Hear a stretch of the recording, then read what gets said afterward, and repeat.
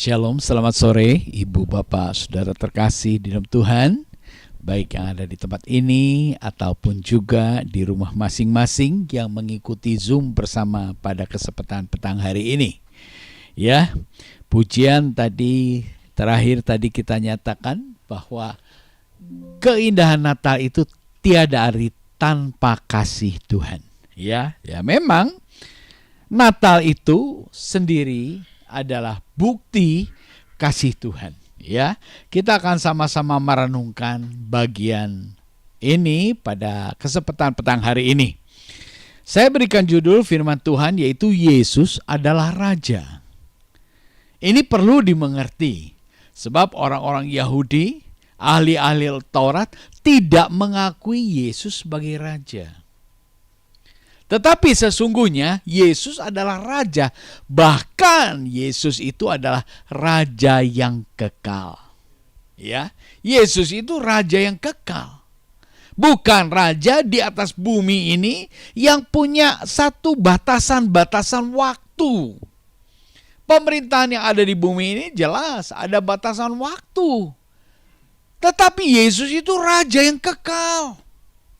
Nah, inilah yang akan kita renungkan bersama-sama.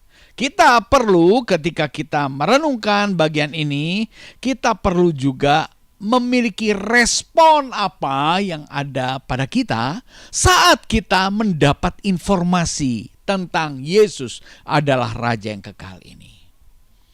Baik, kita akan lihat sebagai pembuka di dalam Matius 2 ayatnya yang pertama. Ini berbicara tentang saat kelahiran Yesus Kristus.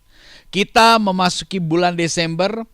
Wah, kita mempersiapkan sukacita menyambut, memperingati kelahiran Yesus Kristus.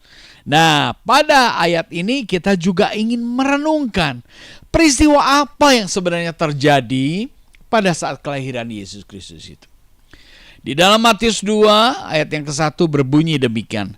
Sesudah Yesus dilahirkan di Betlehem, di tanah Yudea, pada zaman Herodes, datanglah orang-orang Majus dari timur ke Yerusalem. Di dalam ayat yang kedua dikatakan, dan bertanya-tanya, di manakah dia, Raja orang Yahudi yang baru lahir itu? Kami telah melihat bintangnya di timur dan kami datang untuk menyembah dia. Ini ya, dua ayat ini yang kita sudah baca dan kita mau coba merenungkan. Setelah Yesus dilahirkan di Betlehem, di tanah Yudea pada zaman Raja Herodes, datanglah orang-orang Majus dari timur ke Yerusalem. Orang-orang Majus itu adalah orang cendekiawan, ya, astronom. Orang Majus ini sangat betul memahami dengan ilmu pengetahuannya bisa membaca tanda-tanda bintang. Jadi orang-orang Majus ini orang yang pinter, orang yang mengerti tentang perbintangan. Sehingga dengan pengetahuannya tentang perbintangan, dia begitu yakin bahwa itu bintang menunjukkan kelahiran seorang raja. Wah, luar biasa. Dan pengetahuannya itu mendorong dia memberikan respon untuk datang dari tempat yang jauh menuju ke Yerusalem. Jadi kita merenungkan bahwa melalui ilmu pengetahuannya, orang-orang Majus ini memanfaatkan untuk mencari raja, untuk mencari Tuhan. Kita mengakui saat ini ilmu pengetahuan begitu maju, teknologi begitu maju, tetapi menjadi perenungan apakah ilmu pengetahuan dan teknologi yang kita mampu itu membawa kita terdorong untuk mencari Raja yang baru lahir, mencari Yesus Kristus, mencari Mesias yang baru lahir, atau malah sebaliknya, membuat orang-orang menjauh dari Tuhan. Pandemi sudah berjalan 3 tahun lebih ya. Dan sekarang melalui peristiwa pandemi merubah gaya ibadah. Kita harus mengakui sekarang ya. Banyak orang juga senang ibadah di rumah saja, ya. Lewat apa? Sarana teknologi, sarana peralatan perlengkapan yang sudah maju itu. Tetapi kalau kita renungkan, orang-orang Majus ini, dia punya pengetahuan dan dia bisa peka membaca tanda bintang yang meyakinkan dia ini raja yang baru lahir. Dari sebab itu, respon daripada Majus ini, dia datang ke Yerusalem. Sampai di Yerusalem, dia bertanya-tanya, di manakah dia raja orang Yahudi yang baru dilahirkan itu? Jadi sebetulnya bintang itu juga menceritakan bukan bintang sembarangan, tetapi bintang yang juga menyiratkan ada pesan raja orang Yahudi.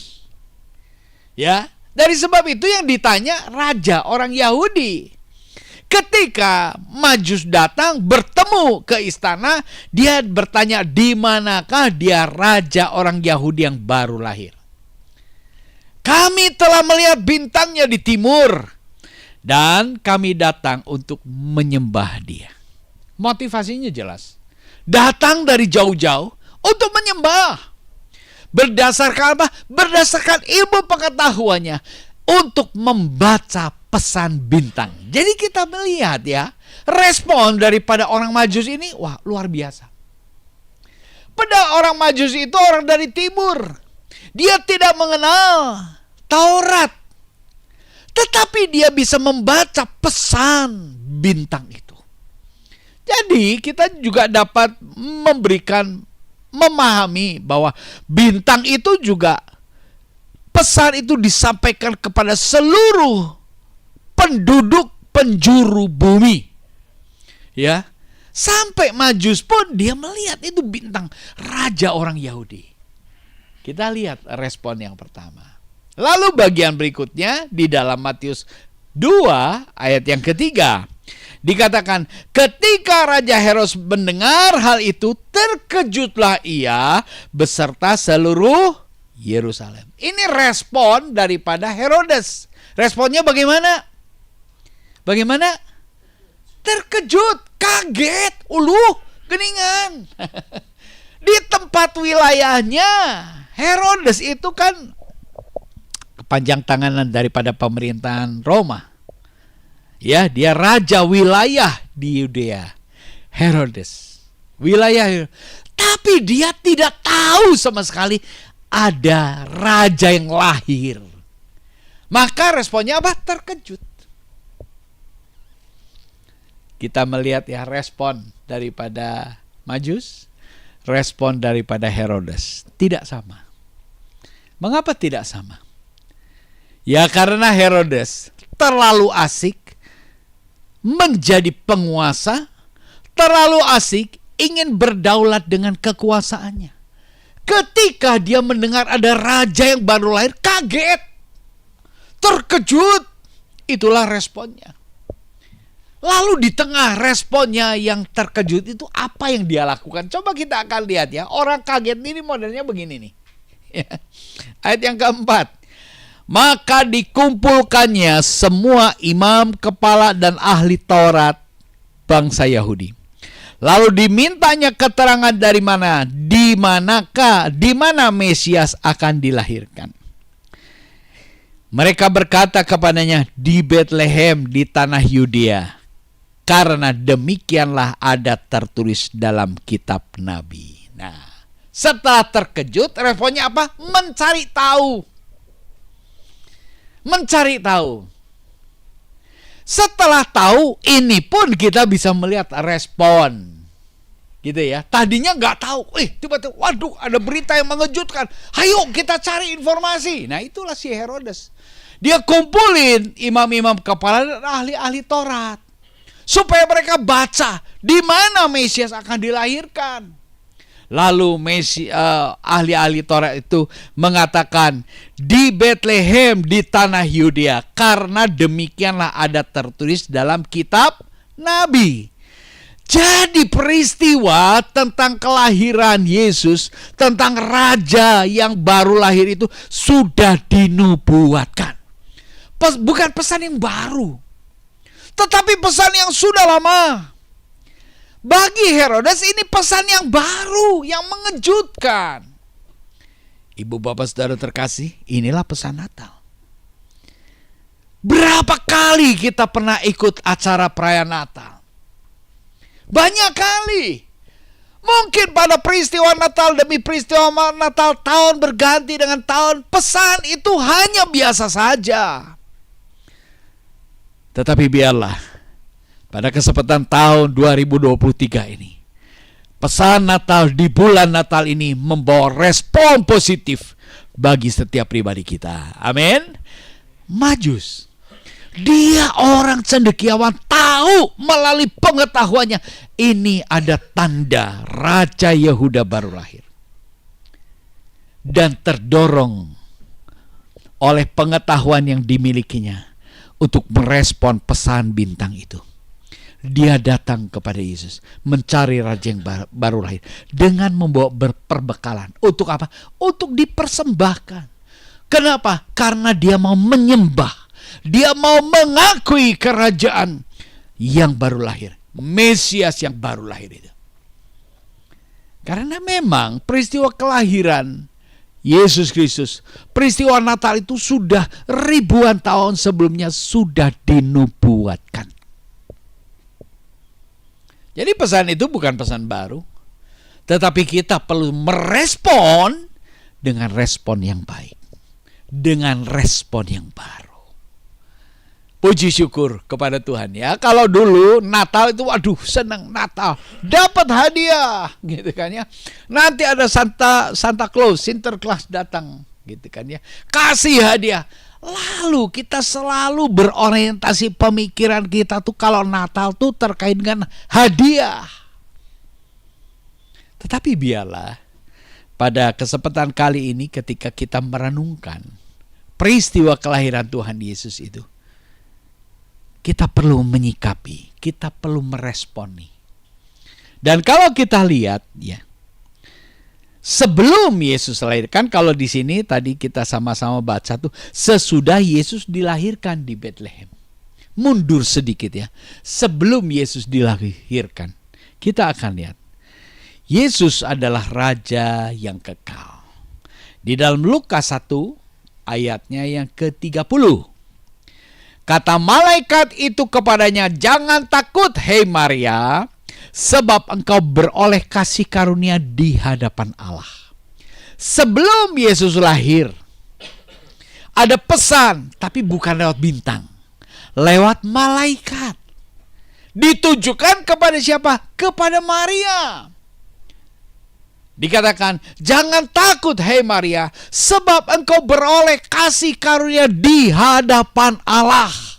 Ini ada pesan yang disampaikan malaikat Tuhan kepada Maria, yang menyatakan engkau beroleh kasih karunia di hadapan Allah.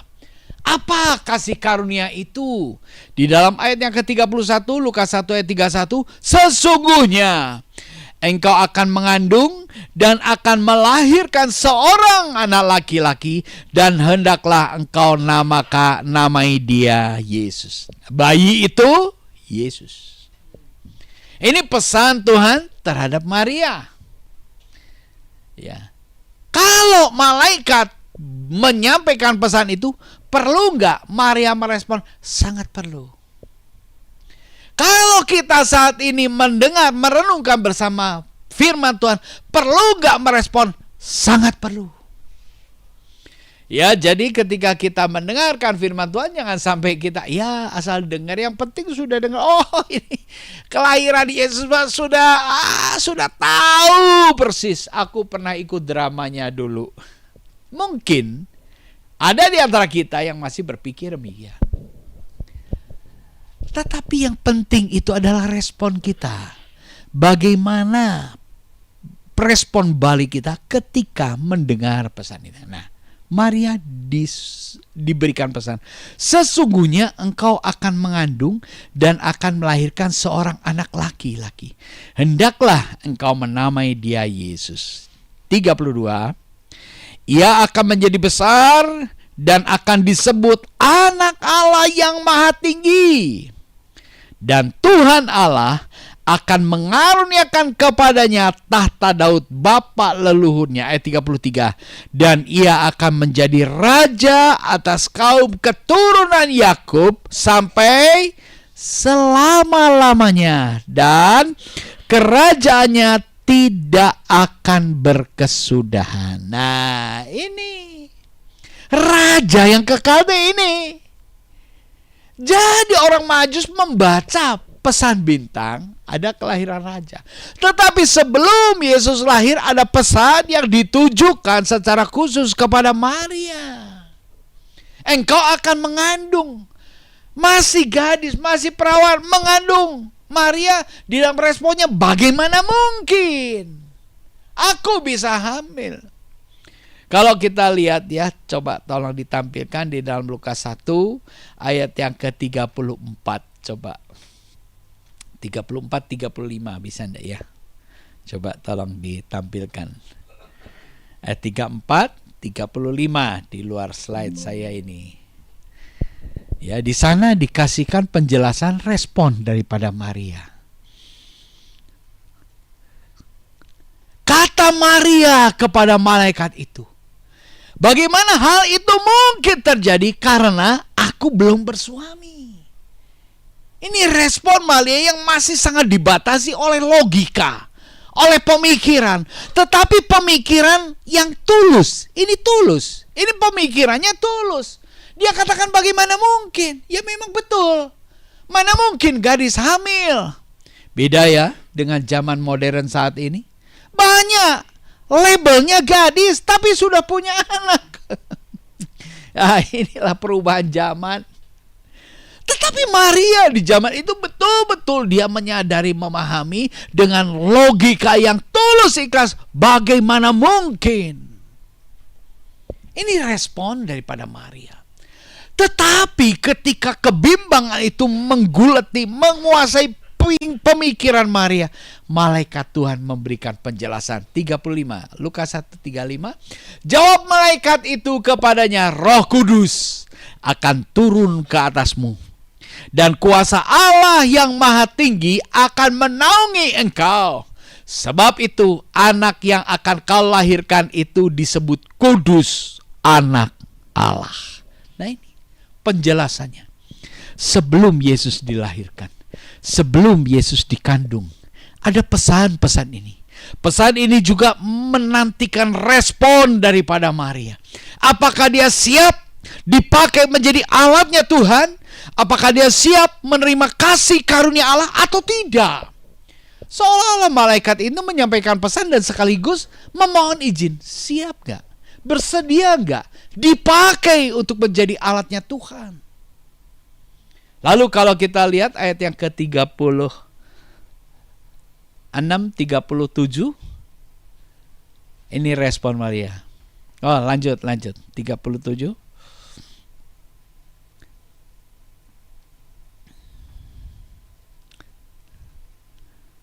Sebab bagi Allah tidak ada yang mustahil. 38.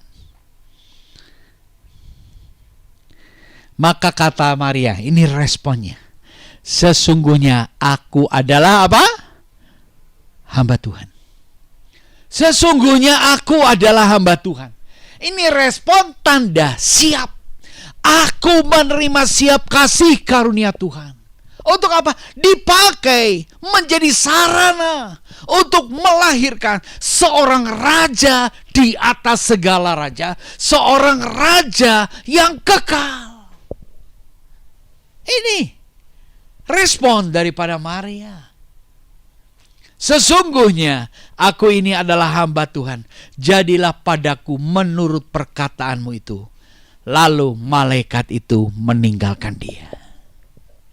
Kita melihat ya respon daripada Maria. Respon Majus baik. Berdasarkan pemahaman ilmu pengetahuan yang dimilikinya. Dia mencari raja yang baru lahir. Serius, gak main-main.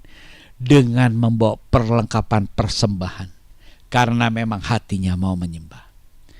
Respon Herodes yang kedua, yaitu dia terkejut. Setelah terkejut, dia berusaha mencari tahu. Itulah tanda orang yang sama sekali tidak peduli dan sama sekali tidak ada penantian dan pengharapan akan Mesias. Sehingga ketika Mesias lahir, dia tidak tahu apa-apa. Itulah respon Herodes. Dan kalau kita mau telusuri respon Herodes selanjutnya apa? Marah.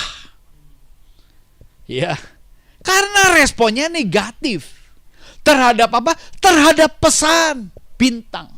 Terhadap pesan orang Majus bahwa ada raja yang baru lahir. Terhadap pesan para imam kepala dan ahli Taurat yang menyatakan kelahiran juru selamat sudah dinubuatkan. Tetapi responnya hare-hare, responnya jelek, responnya buruk. Akhirnya apa? Dia berpikir dan berencana jahat. Kita tahu ya, Herodes memberikan aturan, memberikan larangan, bahkan mengadakan pembunuhan kepada orang-orang di Yudea dan sekitarnya. Bayi yang baru 2 tahun, bayi yang di bawah 2 tahun, semua dibunuh. Kenapa? Karena ingin membunuh seorang bayi yang baru lahir. Kejahatannya, angkara murkanya, kemarahannya sebagai raja, karena mengandalkan kekuasaan dan wibawanya, dia membunuh bayi-bayi yang baru berumur 2 tahun. Respon negatif terhadap pesan ilahi mendatangkan kerusakan, mendatangkan kehancuran. Tetapi respon positif, ini orang-orang Majus ya, setelah menyembah bayi Yesus, mempersembahkan persembahan pada bayi Yesus, dia mendapat tuntunan untuk kembali, tapi jangan ke istana, jangan menjumpai Herodes. Respon yang baik mendapat tuntunan yang baik. Orang-orang Majus, dia merespon baik dengan ilmu pengetahuannya. Lalu dia mendapat petunjuk jalan yang baik. Maukah kita mendapat petunjuk yang jalan yang baik? Respon terhadap firman Tuhan. Respon terhadap pesan Natal. Jangan kita lalui Natal tahun demi tahun hanya berkata, aduh tahun lalu Maya aku masih di sini, aku Natalan liburan ke sini ya. Wah, 10 tahun yang lalu waktu Natal aku jadi penari tamborin ya. Saya baru-baru ini mendengar. Sekarang penari tamborin bukan cuma anak-anak, tapi nenek-nenek. Baru kemarin acara Natal, nenek-nenek yang suruh tamborin. Kenapa? Lucu. Orang-orang yang hadir tuh mentertawakan. Kalau anak muda mah biasa bosen. Itu respon. Tetapi sekarang nenek-nenek suruh tari tamborin. Untuk apa? Supaya jangan bosan. Ibu bapak saudara terkasih, kalau pesan Natal begitu membosankan, kebayang gak sih bagaimana makna tentang berita sukacita bagi umat manusia ini? Sudah tidak ada lagi makna Natal. Maka kita perlu merenungkan hal-hal yang seperti kita renungkan bersama pada kesempatan petang hari ini. Ketika kita mendengar pesan, apa sih respon kita? Lalu saat ini ketika kita melihat tanda-tanda akhir zaman yang sedang terjadi, yang kita alami, dunia alami, apa respon kita? Mau kita sembunyi, mau kita makin takut menghadapi hari esok, menghadapi hari depan, atau bagaimana? Ini hal yang penting. Sebab kita juga melihat yang makin merasakan tekanan ekonomi yang demikian menekan. Ya, tekanan politik yang demikian menekan. Jadi kalau kita mengikuti keadaan zaman, bagaimana respon kita? Dibanding dengan kita merenungkan janji Tuhan, Bagaimana respon kita? Setiap berita yang kita dengar kan memberikan respon bagi setiap pribadi kita. Entah berita itu dari manapun, entah berita itu hoax, entah berita itu benar, entah berita itu firman Tuhan, kita bertanggung jawab untuk mengambil satu keputusan apa respon kita. Kalau kita lihat kembali ya ke Maria, dia katakan, sesungguhnya aku ini adalah hamba Tuhan. Dari mana dia dapat memposisikan dirinya sebagai hamba Tuhan? Oh, perjumpaannya dengan malaikat baru pertama kali itu. Itulah respon ketika berjumpa dengan sabda Allah yang disampaikan kepada malaikat. Bagi siapa? Bagi Maria. Jadi ketika kita mendapat rema firman Tuhan, betul-betul kita tuh harus merespon. Apa respon kita atas pesan itu? Bahkan mungkin ayat-ayat yang kita baca itu sudah geus nyaholah. Tetapi ketika kita merenungkan apa pesan Tuhan bagi kita, Maria dikatakan, aku adalah hamba Tuhan. Jadilah padaku menurut perkataanmu. Jadilah padaku menurut perkataanmu. Ngomong begitu tuh gak mudah. Sebab apa? Posisinya dia baru bertunangan dengan Yusuf. Lalu tanpa konfirmasi, tanpa diskusi dengan Yusuf, tiba-tiba Maria menerima respon itu, bukan? Beresiko gak? Oh, beresiko dong. Ya kan? Karena pertunangan saat itu pun merupakan pertunangan yang sangat mengikat, kuat ikatannya. Tidak bisa sembarangan culeos tinggalkan, bosan terjadi, guys. Kalau zaman sekarang kan begitu. Orang sudah mau menikah besok juga bisa batal hari ini. Itu model sekarang. Tetapi saat itu Maria memutuskan respon itu. Jadilah padaku menurut perkataanmu. Jadi artinya dia siap sebagai wanita gadis yang hamil oleh Roh Kudus. Itu artinya daripada ayat ini. Aku adalah hamba Tuhan. Jadi betul-betul menghambakan diri kepada Tuhan, menyerahkan hidupnya dalam tangan Tuhan. Silakan Tuhan bekerja menurut apa yang baik di dalam pemandangan Tuhan bagi setiap kita. Nah, ini respon yang harus kita nyatakan. Ya.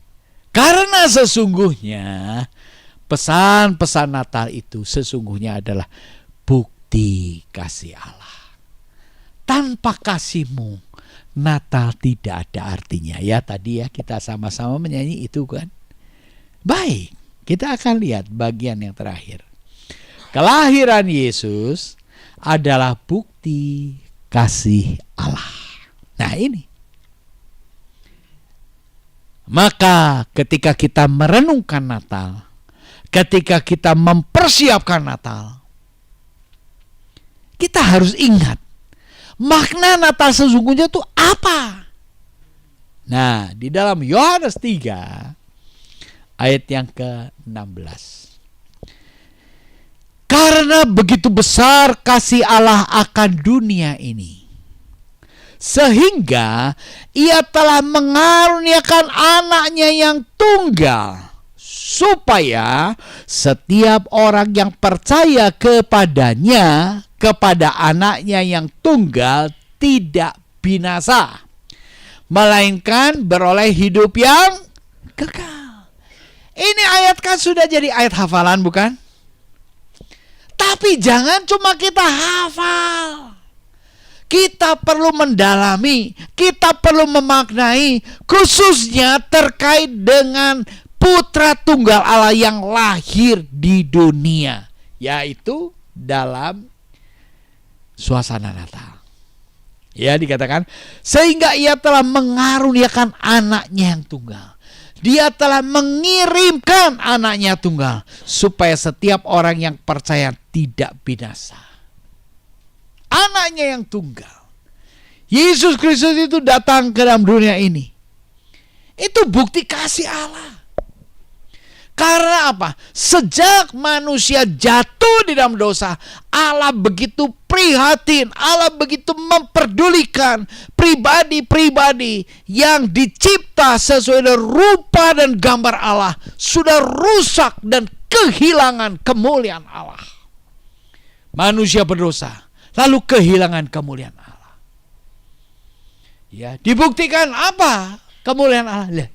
Ketika Adam dan Hawa berdosa, begitu sadar dosanya, mereka kemana? Mereka cari daun, bukan? Untuk menutupi kemaluannya, bukan? Sebelum berdosa, apakah mereka pakai baju? Sebelum mereka berdosa, mereka penuh dengan kemuliaan Allah. Tidak ada kemaluan yang dipertontonkan. Tetapi setelah dosa, setelah memberontak, setelah tidak taat, setelah merespon apa yang disampaikan oleh bujuk rayu si ular, matanya tercelik dan dia menyadari, aku ini orang berdosa. Aku ini perlu menyembunyikan rasa maluku.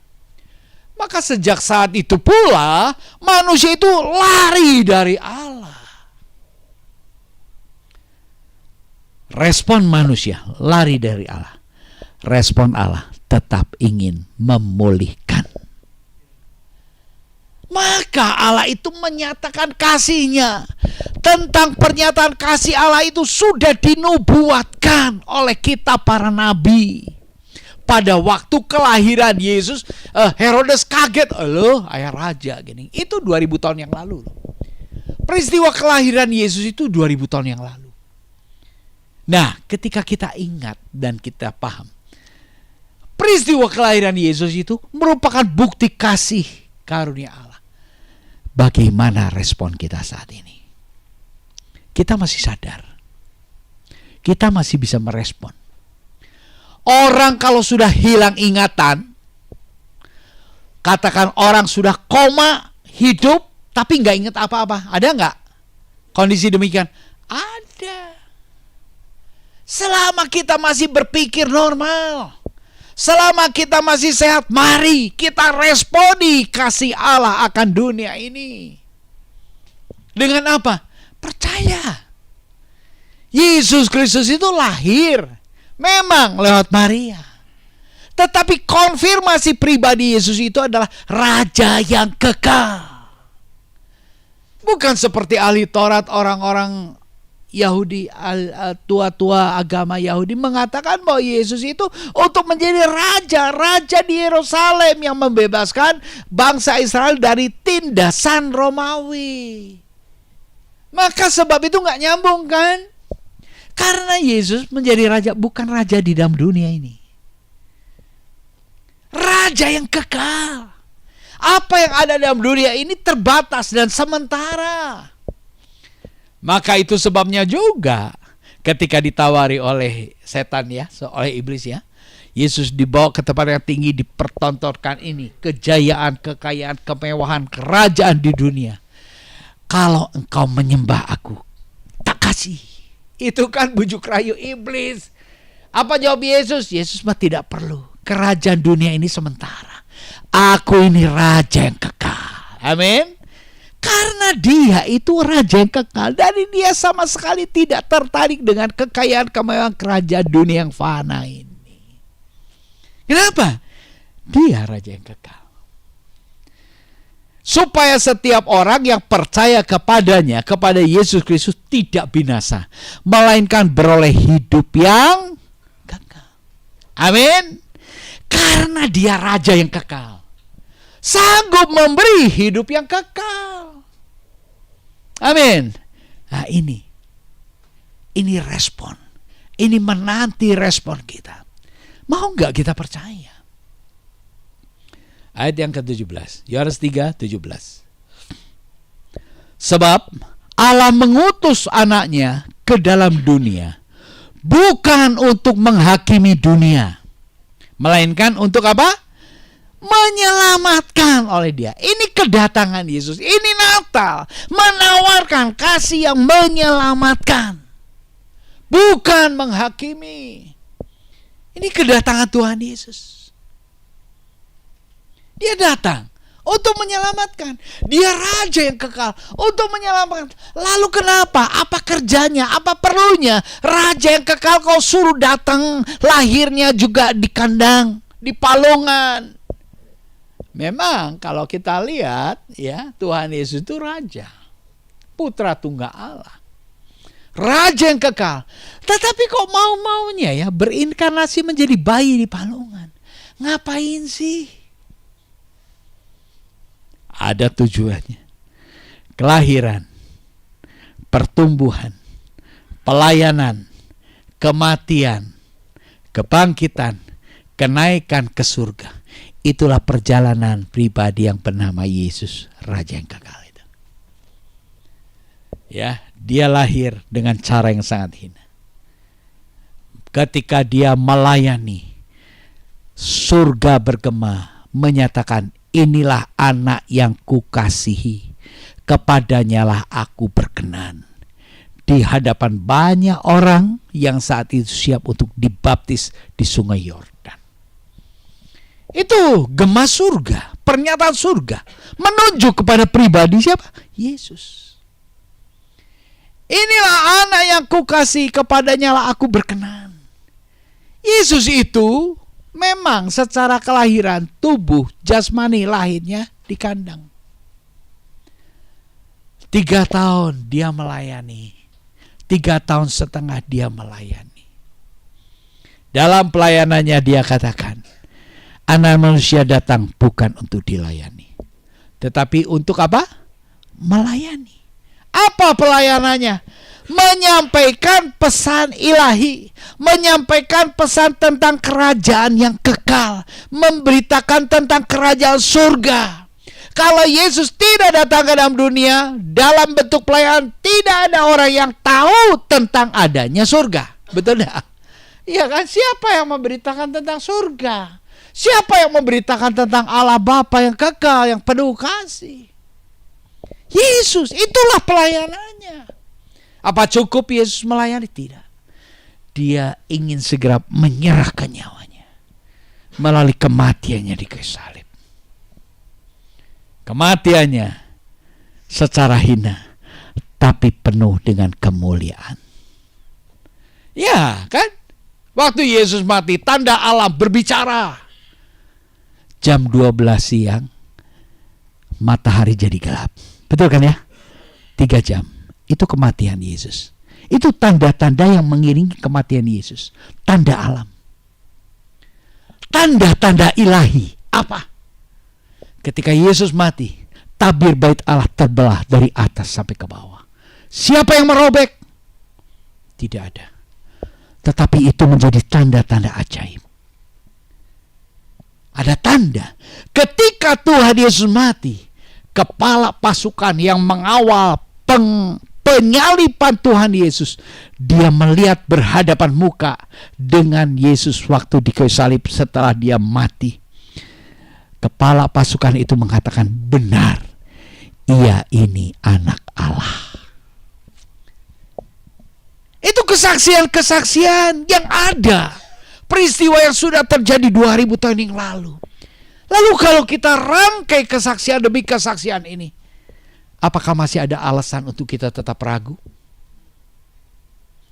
Respon kita apa?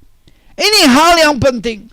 Supaya dengan respon yang baik, mengadakan satu perubahan besar di dalam iman percaya kita, di dalam pengiringan kita kepada Yesus Kristus, yang menjadikan kita menjadi orang-orang Kristen. Jadilah orang Kristen yang siap menghadapi hari esok, menghadapi tahun 2024 yang penuh dengan berbagai tantangan demi tantangan. Tetapi kita bersuka cita, sebab sekalipun tubuhku mengalami berbagai tekanan, roh dan jiwaku sudah diselamatkan. Nah ini ibu bapak saudara terkasih, yang penting itu roh dan jiwa kita mengalami keselamatan kekal di dalam karya penebusan Yesus Kristus. ayat yang terakhir ya. Seringkali kita ini kurang paham, tetapi melalui ayat ini mari kita renungkan. Tetapi semua orang yang menerimanya, menerima Yesus Kristus, menjadikan Yesus Kristus sebagai juru selamat kita, diberi kuasa supaya menjadi apa? Anak-anak Allah. Yaitu mereka yang percaya dalam namanya. Ya, kita seringkali ya pernah nyanyi juga kita. Sungguh ku bangga Bapa punya Allah seperti Engkau. Apakah betul kita bangga menjadi anak-anak Allah? Atau cuma nyanyian? Banyak bukan? Lagu-lagu pujian yang menyatakan bahwa kita ini anak, dia itu Allah. Allah yang adalah Bapa kita. Lalu bagaimana nyambungnya? Aku mah anaknya keluarga Ceng. Karena almarhum ayah saya Ceng Yuto, saya Ceng Kim Guan. Aku anak bapakku. Itu nyambung. Logika kita jalan. Tetapi bagaimana relasi kita sebagai anak-anak Allah? Yaitu melalui perenungan pada petang hari ini. Kita baru bisa mengerti, oh begitu ya. Kalau kita menjadi percaya kepada Yesus Kristus sebagai pribadi yang adalah Raja yang kekal yang datang ke dalam dunia untuk menyatakan kasih Allah, melakukan satu perbuatan pendamaian, penebusan dari umat manusia berdosa, diperdamaikan kembali dengan Allah yang kekal. Itu karya Yesus Kristus. Itu buah Natal. Nah, mendengar ini, memahami ini, maka kita makin bersyukur. Kalau kita bersyukur, ya bersyukur. Bukan berpesta pora. Banyak Natal itu sepertinya waduh dengan kemegahan, dengan pesta pora. Rasanya waduh senang ya, sudah mengadakan pertunjukan, nari balet, main musik, memuji Tuhan dengan begitu gegap gempita. Waduh orang banyak bersorak-sorak, senang rasanya. Ya banyak orang bermotivasi. Kalau aku melayani Tuhan rasanya sukacita di dalam hati. Jangan-jangan engkau bukan melayani Tuhan. Engkau sedang melayani dirimu sendiri sampai engkau bersukacita. Engkau bersukacita, tapi menjadi pertanyaan besar, apakah Tuhan bersukacita atas pelayananmu atau tidak? Ini menjadi respon kita. Respon Majus begitu baik. Respon Herodes yang negatif berakibat merusak. Respon Maria siap menjadi alat kandungannya dipakai untuk melahirkan seorang raja yang kekal. Jadilah kehendakmu. Waduh, itu hamba yang taat, respon yang begitu baik. Oh, itu kan Maria. Ya memang betul itu Maria. Lalu bagaimana dengan kita? Nah ini, kelahiran Yesus adalah bukti kasih Allah. Bagi siapa? Bagi dunia. Termasuk Anda dan saya, bagaimana responmu pada malam hari ini? Kita perlu merespon. Agar apa? Natal ini mengadakan satu pembaharuan, perubahan dalam hidup kita. Ketika kita merespon dengan baik, berdampak baik. Ketika merespon dengan tidak baik, berdampak pengerusakan. Puji syukur kepada Tuhan.